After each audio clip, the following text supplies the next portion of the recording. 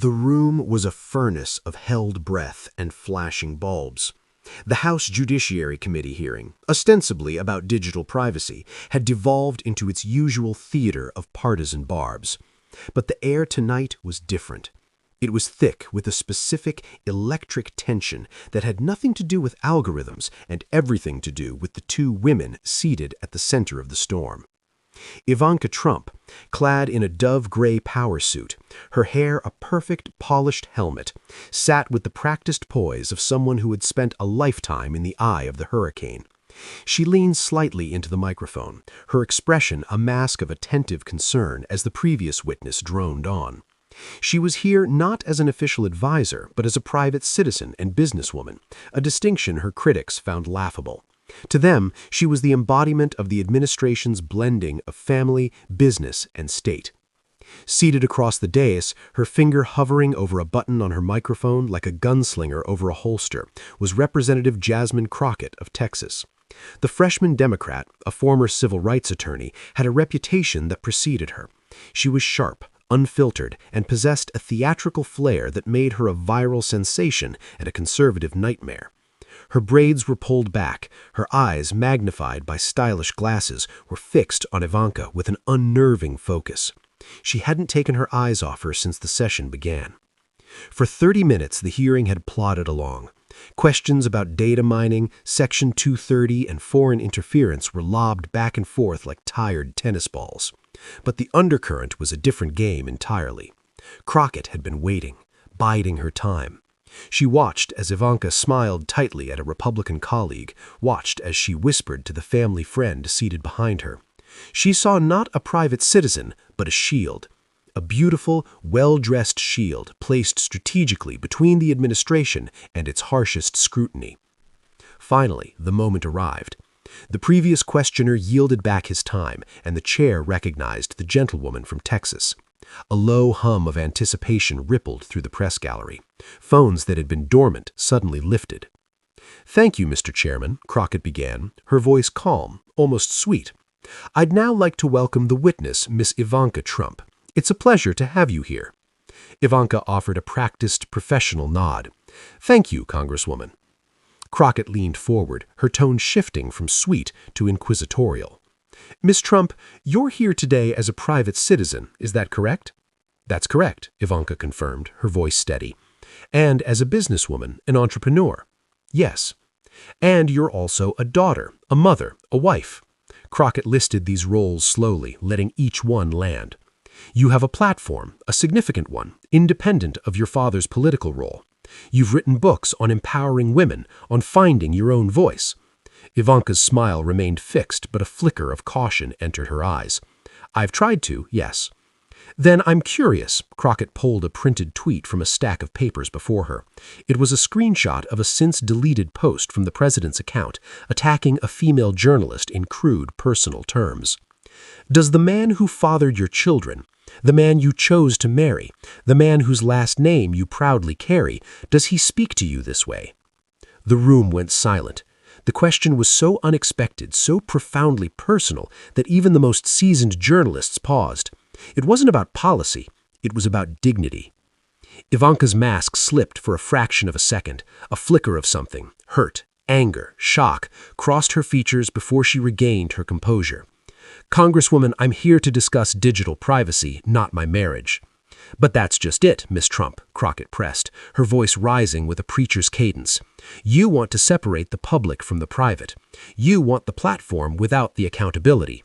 You want to sell us books on female empowerment while sitting silently as the man whose policies you advise degrades women on a daily basis. You want to be a private citizen, but you sit in the White House. You want to be a businesswoman, but your business thrives on your family name." A Republican committee member started to object, but the chair waved him down, allowing Crockett to continue her time. Crockett stood up, a move that commanded the room's full attention. She pointed a finger, not at Ivanka, but at the air between them. You see, Miss Trump, there's a fundamental disconnect here that the American people are tired of. We are tired of the gaslighting.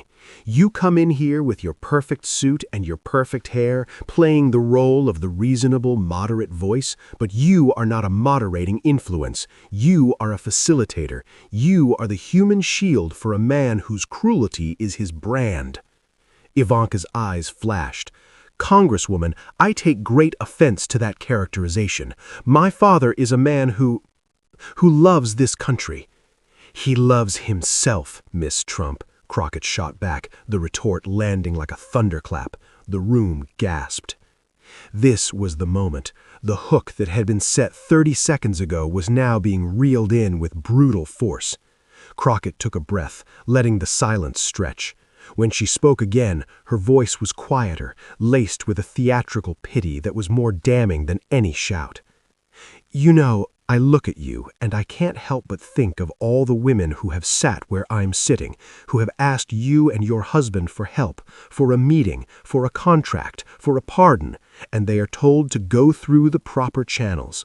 But what are the proper channels when the ultimate channel is your dinner table? She paused, letting the implications sink in.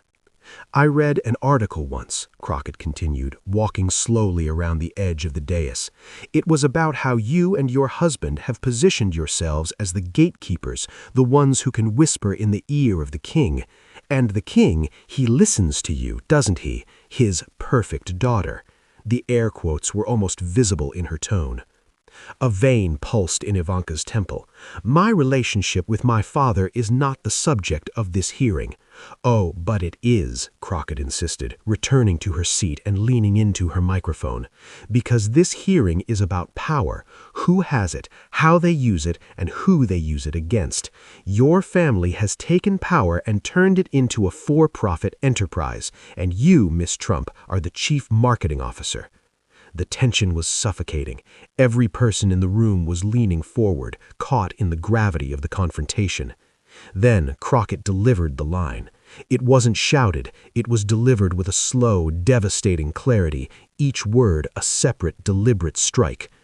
You can come here and talk about privacy, Miss Trump. You can talk about algorithms, but the real algorithm, the one that runs your world, is simple.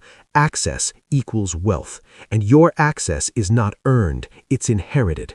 You didn't build this, you married into it, and in doing so, you made a choice to co-sign every cruelty, every lie, every broken promise.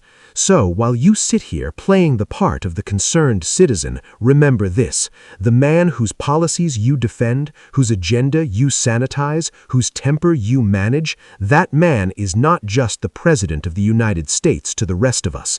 She paused, letting the silence become a vacuum, ready to be filled. Her eyes locked with Ivanka's, and for a moment there was no committee room, no cameras, no microphones. There were just two women. To the women whose health care he's gutted, to the children he's caged, to the immigrants he's slandered, to the reporters he calls the enemy of the people, to all of them, that man is a nightmare. But to you, he's just dad. A ripple of reaction went through the room. It wasn't applause, but a collective shocked exhalation. But Crockett wasn't done. She had saved the sharpest arrow for last. She tilted her head, a gesture of faux sympathy, and her voice dropped to a near whisper, yet it carried perfectly through the sensitive microphones. And to your husband, Miss Trump, to Jared, that man is his boss. That man signs his paychecks. That man holds his future in his hands. So you see, the problem isn't just that you're the president's daughter. The problem is that you have no idea what it's like to have a partner who stands on his own.